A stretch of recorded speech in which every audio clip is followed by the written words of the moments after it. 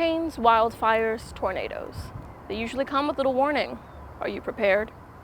We can't stop natural disasters, but we can help to reduce casualties and destruction with preparation and planning. I'm Victoria Lara. A variety of Denton first responders, residents, and students came together to assemble a natural disaster simulation. The purpose of this scenario? To absorb as much information as possible for when a real natural disaster hits. I'm Shaji Adam. To understand where an exercise like this stems from, we spoke with a member of UNT administration. I'm the Senior Vice President for Finance and Administration here at the University of North Texas. So we run one major simulation at least every 24 months. We do all sorts of other simulations inside the Emergency Operations Center, which we call tabletop exercises. We've done tabletop exercises on civil disobedience, on fire response, active shooter. Most of those things you kind of see or happen at other university campuses, and sometimes we'll get an idea from the news. Something happens somewhere else at another university, and we ask ourselves, are we prepared for that? And so we'll go ahead and do tabletop exercises quite frequently.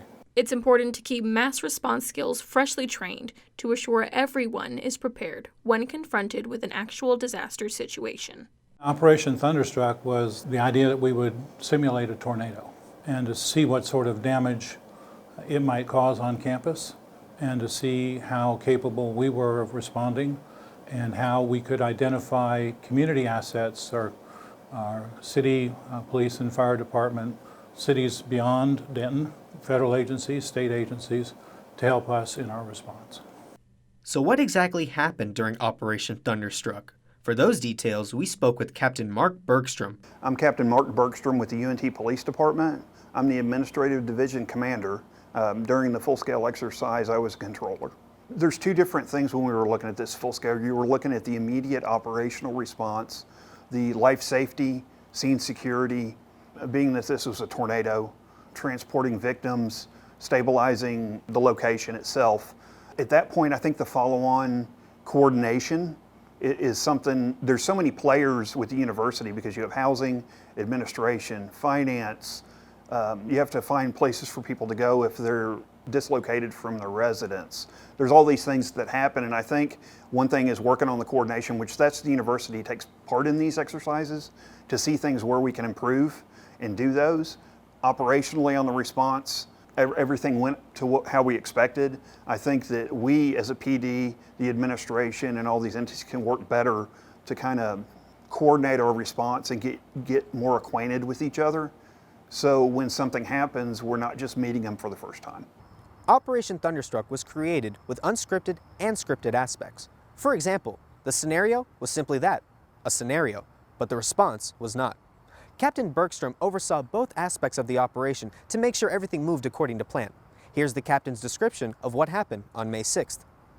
Basically, there was a tornado strike at Apogee Stadium. First, we got notified of it, first responders. You have the first couple of officers that arrive on the scene. There had been a touchdown and there were multiple casualties, mass casualties actually. The initial arriving officers on scene assess immediate area. They assess the patients. There was a delay in fire responding. There's multiple strikes. It's a major storm. There may be a delay in EMS getting there. So the job of the first responders, the police officers there, are to stabilize the scene, prioritize casualties as best they can. We're trained in emergency first aid, but you got to think at that scene you have 20 to 30 victims laid out with an array of either broken bones, they're deceased, there's walking wounded all at once. So the initial officers responded.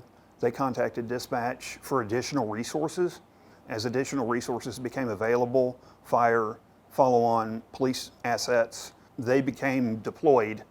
And as they got there, the on-scene commander will make calls where he deploys those individuals, whether they're holding a perimeter, whether they're doing a search and rescue. After the first initial strike and the assessment of the scene, there was a second strike at Discovery Park, which divides assets at that point. We sent additional resources to the Discovery Park. That scene was assessed. Patients were transported from that location. It was secured. And at that point, you go into, once the patients are transported, you're searching the scene. You're looking for other damage with victims. You have to find out how many you have, categorize them, get them transported, support the fire department, and it's basically a search and rescue. at that point. So just how long does it take to prepare for a drill of this scale? And just who is preparing? There was a lot of people involved with putting together and participating in the full-scale exercise that we hosted. When you look at the University of North Texas, just look at all the different departments that were involved. We had, of course, the police department was very much involved. The Emergency Management Safety Services team, risk management services was involved. Our auxiliary services, especially from the housing side, dining services was involved.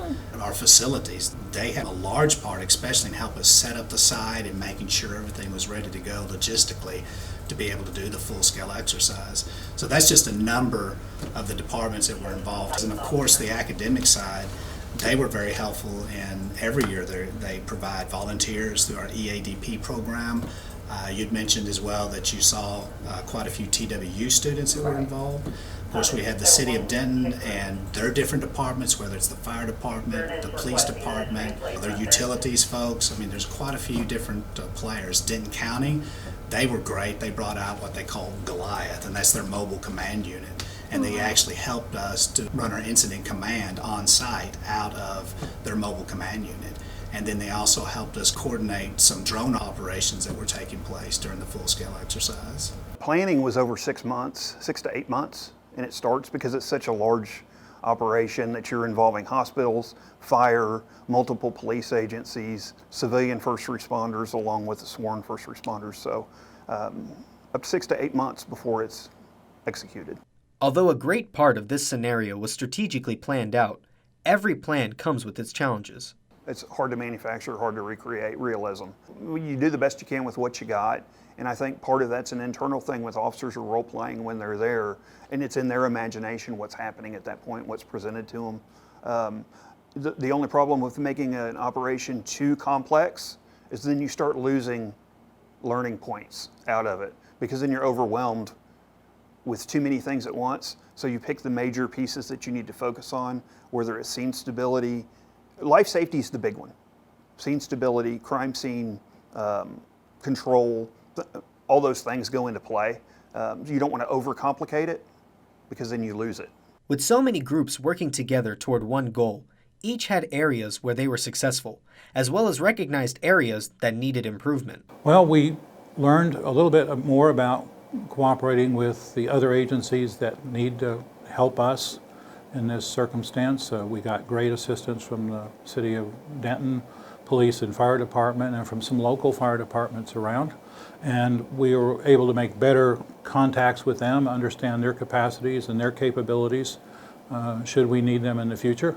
And I think they got an idea of what we were capable of, so if they need us in the future, we need to mutually respond. I think we also learned that we were trying to be very, very precise with our communication about injuries and fatalities. And what happened was simulated, which would happen in a regular circumstance. Social media got out with information way before the university got out for information. We were trying to go for accuracy and completeness, but by delaying our response a little bit, we were letting the social media do the communication, and a lot of it was firsthand experience, but didn't see the whole picture. Everybody did a great job. Everybody stepped up, worked hard. We learned a lot from the tabletop, especially again as to our Mercy Operations Center and the way it's structured and the way that it functions. It just gave us a great opportunity. The other thing too is it's all about identifying areas that we could improve. That's an important aspect of it. But like we talked about a little bit earlier, just that opportunity to work with other organizations and to build relationships that I never would have had if I had not been part of this full-scale exercise. And especially at a co-director level, it enabled me to develop relationships and work with people at a level, again, that I never would have had the opportunity to do so. And in the long run, that's beneficial to us. If something does happen, I know who to call, I know who to work with, I know where my resources are, and they know me. And that's always going to be something that's very, very important in the event that we have something happen.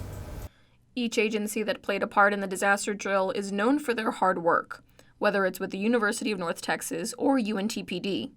And in the end, after learning more about what does and doesn't work, it became obvious that one of the key aspects of preparation is cooperation. I think the biggest takeaway is teamwork. And what you learn from these scenarios is any plan doesn't survive first contact because things change on the ground as you move along and as the scenarios happen. You can't really script a response to any type of emergency situation. We do these so when it happens for real, it's not the first time we've considered the issues that may arise during an operation. I think the biggest takeaway is watching the teamwork amongst the different groups. It's pretty amazing to see when you have that many groups coming together to complete one mission to save lives and plan for an emergency. It's pretty interesting.